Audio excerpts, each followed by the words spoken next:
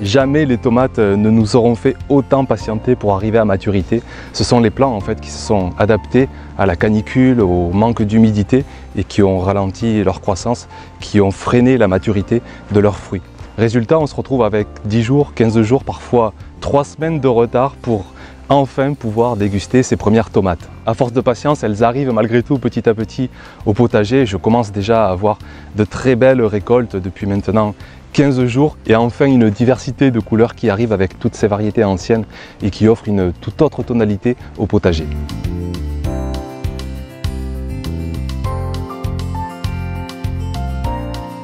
Je commence à me servir de l'escabeau pour tutorer les plants. Ils commencent à dépasser les 2 mètres de hauteur. En anticipant et en installant des tuteurs bien hauts, on peut espérer emmener chaque plant de tomate à 3 mètres, 4 mètres de hauteur parfois. De couper les gourmands, vous voyez que les plants sont bien plus aérés, qu'ils montent de ce fait aussi bien plus en hauteur. Mais on peut faire aussi très bien sans taille. D'ailleurs, j'ai laissé un semis spontané de tomates se développer et vous voyez à quel point il commence déjà à buissonner. La seule condition quand on laisse un pied de tomate comme ça au sol, c'est qu'il n'y ait pas trop d'humidité, sinon rapidement il y aura des risques de maladie et rapidement les tomates se feront grignoter, se feront manger ou pourriront à même le sol. Je tuteur aussi quelques pieds de tomates avec des ficelles que j'ai attachées directement à un de mes oliviers et j'enroule les plants au fur et à mesure autour de la ficelle. C'est une technique qui marche très bien. Il suffit simplement d'avoir de quoi accrocher ces ficelles en hauteur et puis on peut faire grimper ces plants de tomates et en plus je trouve que c'est assez esthétique, c'est assez joli comme technique. Si tout se passe bien avec cette culture, le plus gros de la récolte reste à venir. Le potager est rempli de tomates vertes de tous les côtés, des bouquets en pagaille. Alors je croise les doigts que tout cela arrive rapidement à maturité.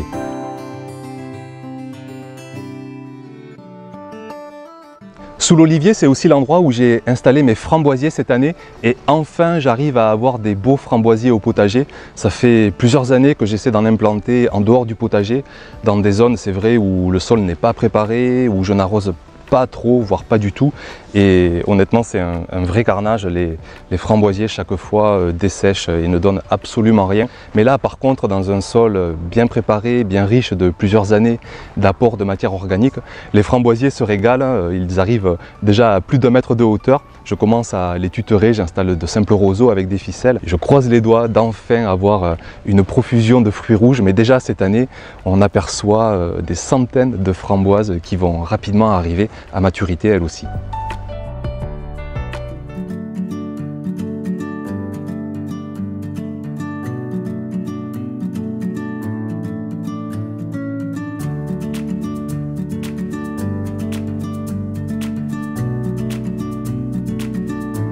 C'est vraiment un spectacle, je trouve, magique chaque année de voir ces plants de courges courir sur des mètres et des mètres, envahir le potager et changer d'ailleurs totalement l'allure du potager. J'en ai mis un peu partout, ce qui fait qu'elles courent de tous les côtés, sous les courgettes, sous les aubergines, sur les pastèques, sous les quelques choux que j'ai dans les allées, contre les haies, dans le moindre recoin du potager, il y a des plants de courges qui s'éclatent, pour pas dire autre chose. Ce qui est magique aussi, c'est de voir les fruits se développer jour après jour et presque de les voir grandir à vue d'œil. Je pense au potiron que je vois grandir jour après jour et qui va commencer, je pense, à changer de couleur. Il y a eu pas mal de problèmes de fructification cette année avec les plants de courge, là aussi à cause de la canicule. Il n'y avait que des fleurs mâles et très peu, voire pas du tout de fleurs femelles. Alors j'ai réussi à passer à côté de ce problème. Je pense que le sol paillé et riche y est pour quelque chose. Et au contraire même, j'ai remarqué que sur une seule tige d'un plant de courge, il y avait 6 futurs fruits qui étaient en train de se développer. Alors je ne sais pas si le sol sera assez riche pour donner à manger à tout le monde, mais en tout cas, c'est une affaire à suivre dans les prochaines semaines. Je dois avoir 7 plants cette année de courgettes au potager et on en est déjà à 30, 40 courgettes de récoltées, des dizaines de kilos je crois. C'est trop pour une famille de 4 personnes, mais c'est l'occasion de congeler, ça se congèle très bien. Moi je les congèle en rondelles sous vide au congélateur. J'ai un gros coup de cœur pour la variété Gold Rush. Elle est productive déjà, mais ce n'est pas la finalité première. C'est surtout que les courgettes sont extrêmement bonnes quand on les cueille petites. Elles sont carrément fondantes dans la bouche, c'est un vrai régal. J'en ai laissé une grossir jusqu'à 2 kg pour la farcir à l'occasion d'un repas de famille. C'est dire aussi que le plant est capable de fournir des grosses courgettes. Une originalité aussi cette année, c'est que j'ai des courgettes bicolores au potager, sûrement une hybridation de l'année dernière, ce qui fait qu'en fait c'est une variété F1, 2 parents du potager de l'année dernière, et ce qui veut dire aussi que la variété du coup n'est pas stabilisée. Du coup j'en profite encore plus cette année d'avoir ce spectacle assez particulier d'une belle courgette bicolore.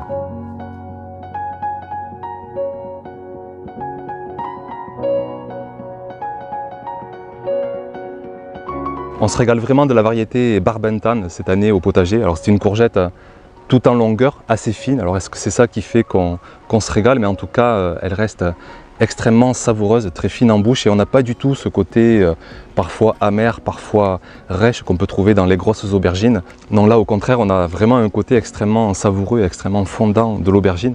Mais dans tous les cas, il faut pour l'aubergine un sol bien humide, bien riche, rien de mieux qu'un bon fumier de poule par exemple, et puis aussi beaucoup de chaleur, parce que si vous n'avez pas toutes ces conditions, vous aurez des plants qui resteront très petits dans votre potager.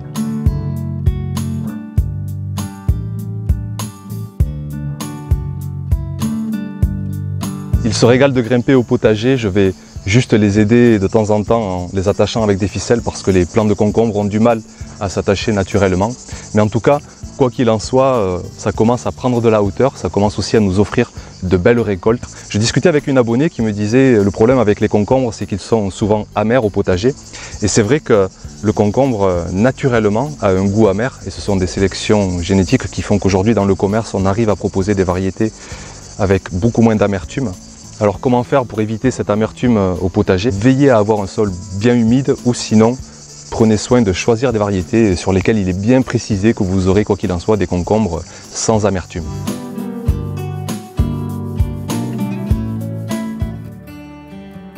Ça va faire 3 semaines maintenant qu'on n'a pas de haricots au potager, tout simplement. Les taux de germination ont été catastrophiques et du coup on se retrouve avec des périodes creuses.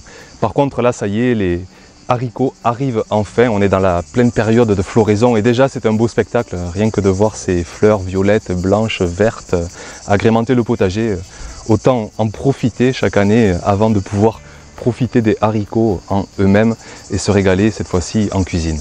On peut encore semer d'ailleurs les haricots début août, les derniers semis de l'année, et ça vous permettra comme ça d'avoir des récoltes jusqu'au début de l'automne.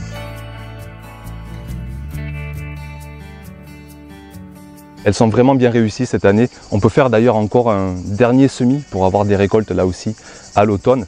Mais sinon, on attendra après le printemps prochain pour relancer une saison de carottes. D'avoir ajouté du sable, ça a été vraiment une belle réussite dans l'ensemble. Ça a bien amélioré le sol. Et d'ailleurs, je me pose la question, est-ce que je démultiplie cette pratique? Est-ce que je continue à ajouter du sable dans d'autres parcelles du potager? J'ai pas encore réfléchi parce que déjà, sans ajout de sable, mon sol continue de grandement s'améliorer avec simplement des apports de matière organique. Mais quand même, avec cet ajout de sable, je ressens en le prenant dans les mains que le sol est extrêmement aéré, meuble, oxygéné. Et j'ai toujours ce proverbe en tête qui dit qu'il vaut mieux avoir un sol meuble et pauvre plutôt qu'un sol riche et compact. Alors je me pose la question, je ne sais pas, je verrai cet automne, quoi qu'il en soit, je vous tiens au courant et je verrai quelle décision je prends pour continuer à bien amender, bien enrichir mon sol pour l'année prochaine. Vous vous souvenez l'année dernière les récoltes de dingue qu'on avait eues avec la patate douce? Alors je croise les doigts que cette année il en soit de même. Pour l'instant les signes sont très positifs, les lianes commencent à bien se développer et au mois d'août généralement les lianes doublent de longueur, doublent de volume avant de commencer à sécher au mois de septembre, ce qui sera un premier signe que la patate douce sous terre commence à arriver à maturité. Mais pour l'instant il n'y a qu'à observer, contempler et voir ces lianes prendre de plus en plus de place dans le potager.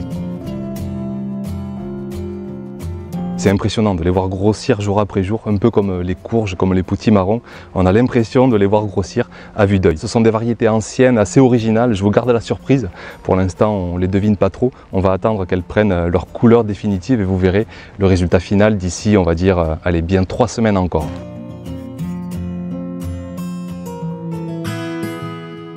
La différence de couleur, que ce soit pour les piments, pour les poivrons, c'est juste une question de maturité. Plus on laisse le piment ou le poivron longtemps sur le plant et plus il va se colorer, d'abord vert, d'abord jaune et puis après rouge. Je pense que les poules sont passées par là parce qu'elles se sont quelquefois échappées dans le potager. La canicule aussi a dû mettre fin à quelques plants, ce qui fait que j'ai une récolte bien loin d'être abondante. Et ce n'est pas très grave non plus parce que ce n'est pas une culture sur laquelle je compte beaucoup pour nourrir la famille. C'est surtout une culture plaisir pour agrémenter les plats, les assiettes d'été. Elles ne sont pas énormes ces betteraves, loin de là. Je pense que j'ai pas assez préparé le sol, je ne l'ai pas assez enrichi à l'automne. J'avais une culture exigeante l'année dernière à cette place, j'avais des courges. Et cet automne, j'ai juste rajouté un peu de fumier, un peu de compost, mais en quantité pas suffisante. Au final, cette culture n'est pas resplendissante, mais bon, néanmoins, j'arrive quand même à sortir des betteraves assez correctes. J'en ai encore beaucoup en terre et allez, je croise les doigts, j'espère avoir quand même de bonnes récoltes parce qu'elle, au contraire, c'est une culture sur laquelle je compte. Elle se congèle très bien, elle est appréciée par tous les membres de la famille. Alors je croise les doigts qu'on ait quand même des récoltes assez conséquentes dans les 15 jours, dans le mois à venir, pour déjà se régaler et faire quelques provisions pour l'hiver. Ici, il fait encore très chaud début août, alors je vais encore attendre bien 3 semaines avant de lancer des semis d'épinards, de radis noirs, de navets, de salades, pour espérer avoir de belles récoltes pendant l'automne. La semaine prochaine, je vous donne rendez-vous pour une vidéo thématique sur le fumier au potager. D'ici là, je vous souhaite une bonne semaine, jardinez bien, portez-vous bien, et puis à dimanche prochain. Ciao, ciao!